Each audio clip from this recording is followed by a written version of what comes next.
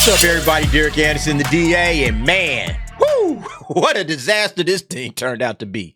Argyle in the theaters this weekend did absolutely dreadful. This is going to be one big spectacular box office bomb. You can see on the headline by Deadline, Argyle with a C+ cinema score and $18 million opening crashes. Can Apple sustain this reign of $200 million productions? Yeah, look, Apple's going to be just fine, all right? We'll get to the Apple stuff, but don't worry, Apple's going to be just fine. Who has to worry right now are these movie theaters.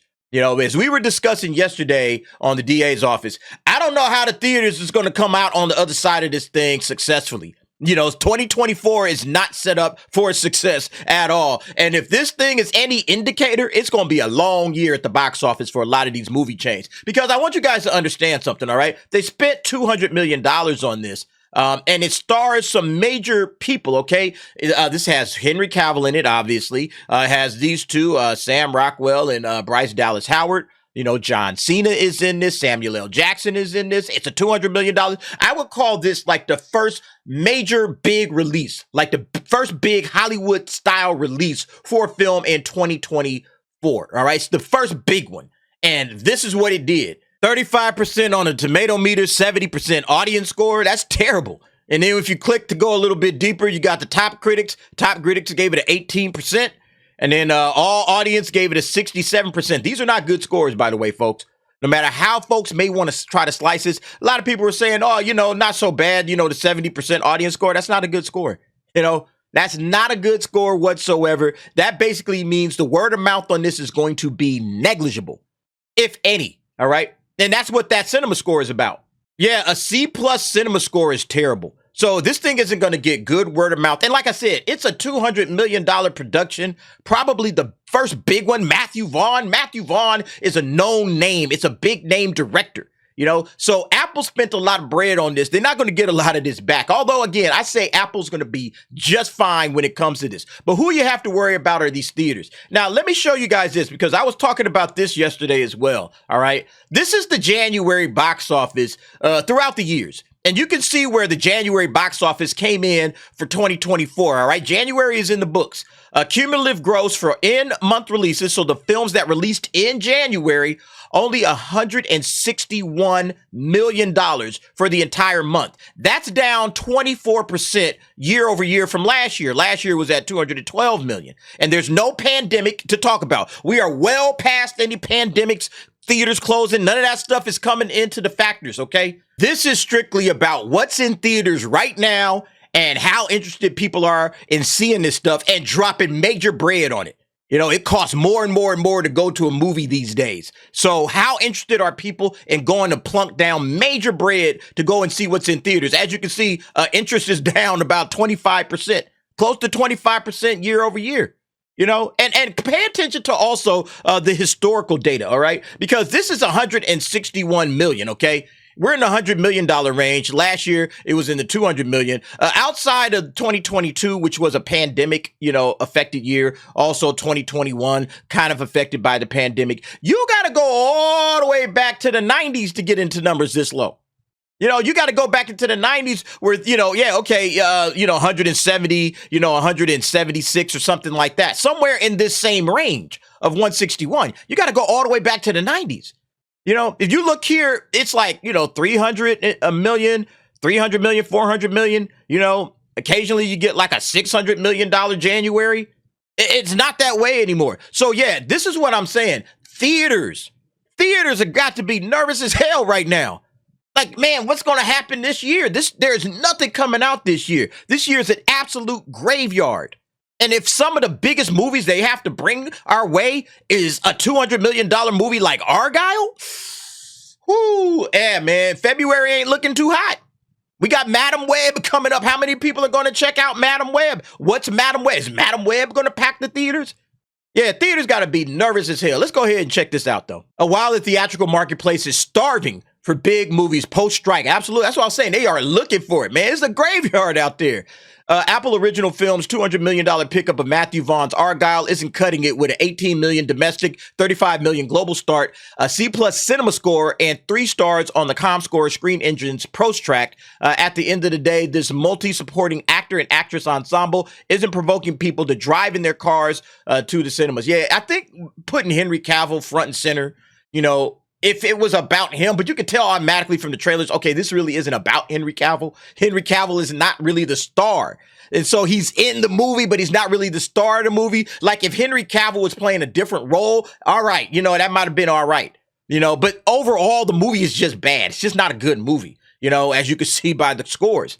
And pretty much everybody that's talking about it is just like, nah, you got to turn your brain off at the door. It's really not a spy thriller. It feels like something that would maybe have worked as a TV comedy, but not really something for the cinemas, That's why I gave it a 4 out of 10 at best. I mean, you might be able to find some enjoyment in it. I found very little. They're saying, yeah, that's about where we saw it tracking, but we need to finally come clear and say it already. Despite Apple being a $2.87 trillion company and able to shell out these for $200 million, or in some case, $150 million budgeted movies like Napoleon and Killers of the Flower Moon, make no mistake, dollar for dollar on the motion picture profit and loss sheet, these are losses. And in some cases, they don't have the ancillaries that other movies do, a la foreign TV. There's not even a theme park or a cruise ship to further exploit these movies. Let me just say what I got to say about Apple before we get to the rest of Hollywood. Apple's going to be just fine, all right? He says it right here. This is a $2.8 trillion company, all right? So, yeah, if they spend $200 million, it's no big whoop. It's really not. That's a drop in the bucket compared to the overall amount of money that these cats bring in every year, what they are worth in terms of a company. They can afford to drop $200 million on a movie, to try to gobble up some, I think what they're doing here, honestly, is they're trying to set it up for all of these actors, all of these producers, directors, writers, you name it, all of these big league guys in Hollywood. They're trying to set it up so that they can eventually one day work with a lot of these people saying like, yo, Apple is willing to drop $200 million into a project that may not even make any money. Okay, you got a passion project you want to get out there and push, hey, come on over here with Apple. All right, we got the bread to go out there and do what any of you artists want to do. We're not hindered by money and we need to make money. We need this thing to turn out a profit. We're not hindered by that. If we lose money on Killers of the Flower Moon, which they absolutely did, no big deal. No big deal. Okay. But what did we get? We got a movie with Leo in it. We got a movie with Martin Scorsese coming in to make his film, and he gets to make his film. And we just step away from, hey, Martin, go and do what you do. Now, that's very enticing, in my opinion, to a lot of these Hollywood cats that constantly have studios looking over their shoulder, pinching pennies and watching the budget. Like, yo, do whatever it is you want to do. You got some big brained idea. You want to bring it out? Go ahead and make it. Here's $200 million. We're going to leave you alone. Can you imagine what that is for an artist? Not to have to worry about it. Now, I'm sure they like, hey, man, don't be going crazy out here making, Plan 9 from outer space for $200 million. But at the same time, it's like, yo, if you're going to give me this money, that's just going to entice more of those big name directors, actors to want to work with Apple. And say, yo, Apple is just letting us do whatever it is we want to do. We get to be completely free of the studio system and all of these big wigs looking over our shoulder. Yo, Apple's going to be just fine. Again, if you were to do the math of 2.87 trillion compared to, what is that? $200 million. That's like if you were, let's say you made $100,000 in a year, that would be like $10 for you. All right. $10. That's like Apple spending $10 if you make $100K a year. That's nothing. That's nothing. They can afford this.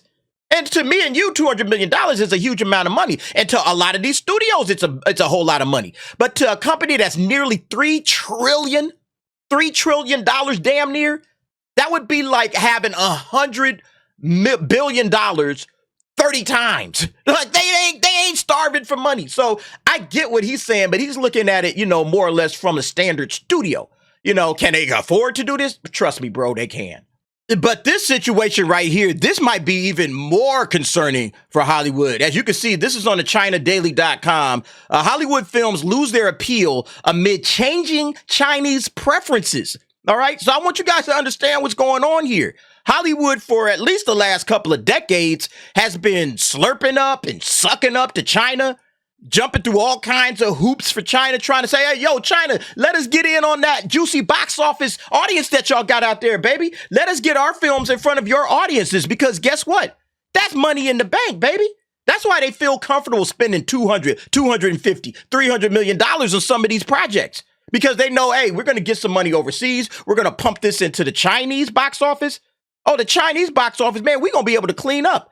So yeah, hey, edit out whatever you need to edit out. You know, pull out all the objectionable material. We don't want none of that in front of the Chinese audiences, okay? China, please, please, please. They've been jumping through hoops for the last couple of decades, doing China's bidding, right? And now China's like, nah, we ain't even really messing with y'all no more. I mean, it's absolutely hilarious what's happening, right?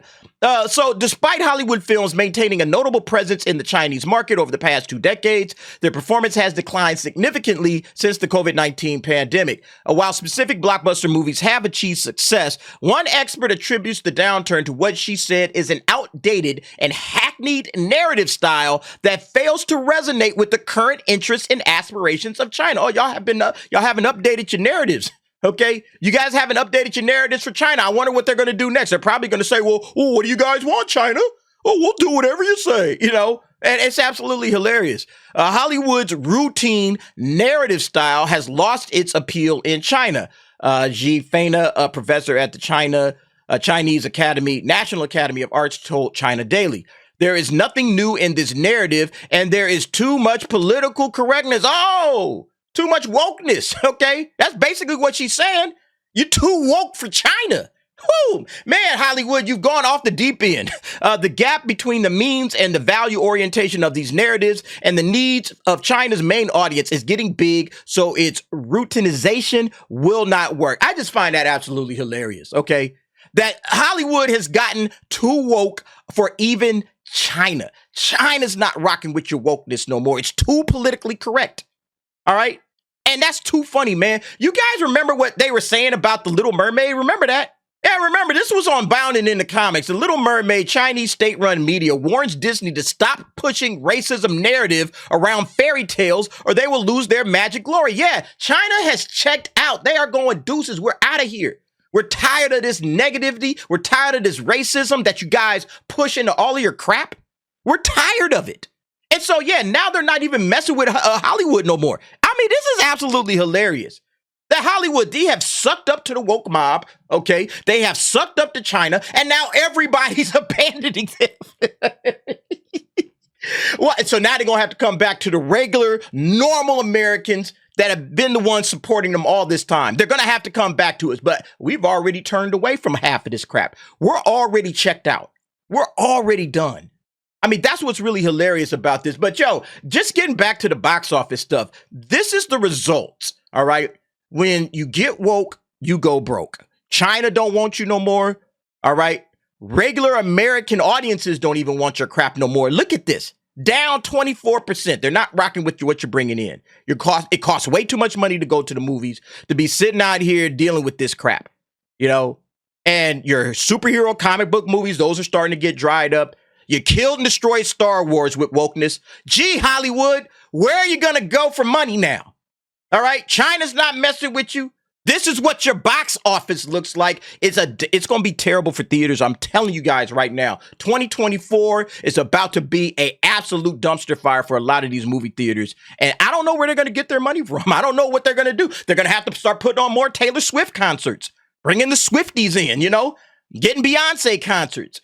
Or I was saying, and we were talking about it on the DA's office, it's the 40th anniversary. You know, 2024 is 40th anniversary for all of those great movies that came out in 1984. Maybe they should start re-releasing some of those. Re-release the 40th anniversary Ghostbusters. You know, I'm sure that'll bring a lot of people in. Hell, you got a Ghostbusters movie coming up. You know, I would release Ghostbusters leading right into Ghostbusters Frozen Empire. Somebody said, hey, release all three. Release Ghostbusters, Ghostbusters 2, and Ghostbusters Afterlife, and then work your way into Frozen Empire and put it in June. That would have been smart. But of course, Hollywood's not smart. They don't do things like that. But honestly, if I was theaters, I would find whatever prints I got from 40 years. Yeah, hey, man, let's dust that thing off. Let's get that joint in theaters. Because what they're putting out right now, it ain't going to make us no money at all. Anyway, folks, what do y'all think about this situation? I think the box office is in deep trouble for 2024. And I don't know how many theaters are going to make it, but there's definitely going to be some casualties this year. There will be some casualties in the movie theater business. I don't know if it's going to be AMC, Cinemark, Regal. I'm not sure who. But there will be some absolute lost jobs because they can't sustain this. They can't be 25% down year over year and think they're going to stay in business. And China ain't coming to their rescue. But you guys let me know what you think. Jump down in the comments. Give me your thoughts and opinions on that. And thanks for watching. See you next time.